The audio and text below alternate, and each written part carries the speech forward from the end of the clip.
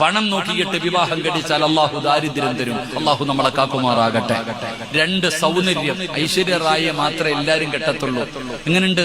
കൊള്ളാം, നല്ല പെണ്ണ്, നല്ല വീട്, ദീനുണ്ട്, എല്ലാം ഉണ്ട്, പക്ഷെ നിറം പോരാ. എല്ലാരും പറയുന്ന മറുപടി, പെണ്ണൊക്കെ വന്ന് കണ്ടിഷ്ടപ്പെട്ടു എല്ലാം പോയിട്ട് പറയുന്നത് ദീനുണ്ട്, നല്ല പെട്ടി, നല്ല അതമുണ്ട്, മര്യാദയുണ്ട്, എല്ലാം ഉണ്ട്, നിറവില്ല. പിന്നെ എല്ലാം നിറവുള്ളതിനെ കെട്ടത്തുള്ളൂ. എടാ, നബിതങ്ങൾ സല്ലല്ലാഹു അലൈഹി വസല്ലമ തങ്ങൾ പറഞ്ഞത് ദീനില്ല, സൗന്ദര്യമുണ്ട്, കെട്ടണ്ട. ദീനില്ല, സൗന്ദര്യമുണ്ട്, സിനിമാ നടിയെ കെട്ടാൻ നടക്കണ കൈമാരില്ല.